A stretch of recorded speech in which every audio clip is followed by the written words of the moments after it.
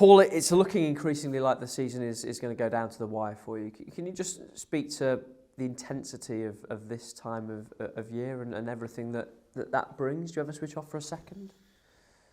No, not really. Personally, I don't. No, it's brutal.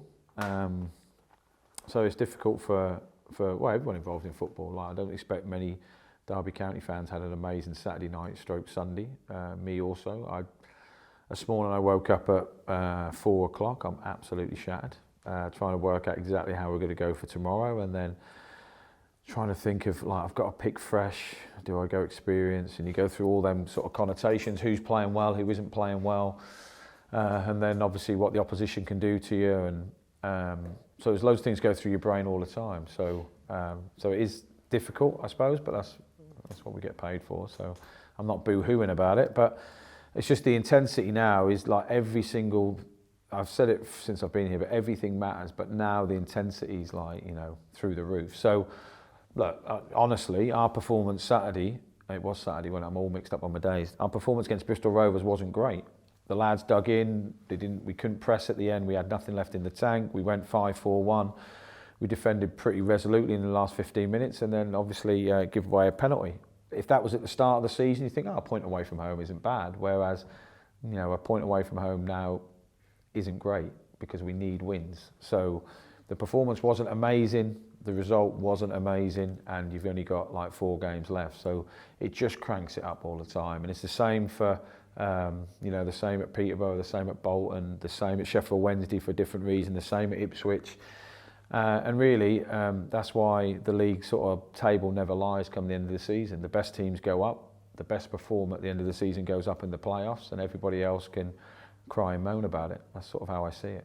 I asked you, I think we all asked you a few times when you first arrived about what are you learning about the players. Are you learning as much now as you did then when the pressure intensifies and things really come to a head? Yeah, you do definitely. You know the ones who you can rely on, and sometimes, this doesn't sound very football utopia, but sometimes football turns into a street fight. It isn't like League One especially is so random, and it's the random part. So a good example is on Saturday, Bristol Rovers bring on 3 number 9s, all very good, Loff, Marquez and Collins. Bring on 3 number 9s. They played a different way because they thought they could affect us in a different way, but they bring on 3 9s and the game becomes random, cross it from everywhere.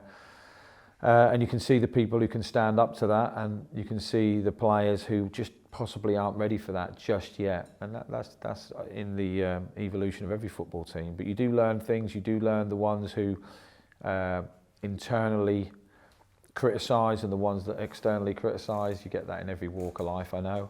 And you do see the real true good characters, and there are amazing players, amazing characters here that we're just, unfortunately for us, we just are playing below par. And then, I've said this loads of times, if I now went into, well, not me, it's a good example because I've got social Tourette's, but if you go into the Big Brother house for the first couple of days, 3 days, 4 days, people can be, false or, and then after, and that's what makes the programme interesting back in the 90s or 2000s, whatever it was. But then after a certain amount of time, their true character comes out. And I think that's the same in sport. You only see the true character when things are down. And then the real person comes out. Are they a fighter? Are they a blagger? Are they a con man? So I think you do get to see that. And in fairness, I haven't, I'm not being derogatory about the dressing room. I haven't seen loads of that, but I do see snippets of, I didn't see that before. Or I might see the other way where, wow, I didn't see that part of their character before, and fair play to them.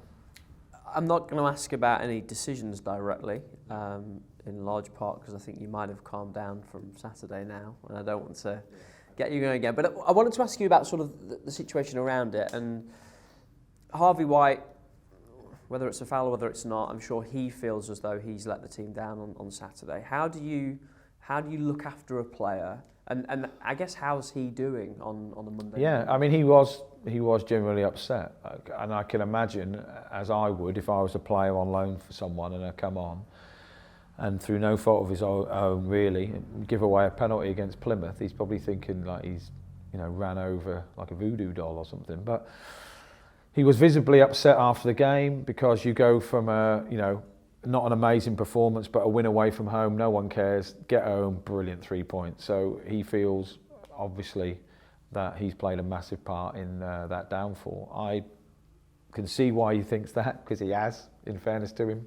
But it's the referee's decision. But you've made the referee make a decision, that's the sad thing, although I think he's been fouled. But my issue is further down the pitch when we have a throw in, and you might hear me if you ever stand beside me, but we have a throw in their final third and we let them out too easy. That drives me insane. They hit a diagonal, they get a throw in the bottom corner, they recycle it, cross it, penalty. That's my frustration. But to answer your question, sorry, I left him Saturday. I didn't come on the team bus. I had family down there, so I had the joy of pretending I was happy after the game to see everyone.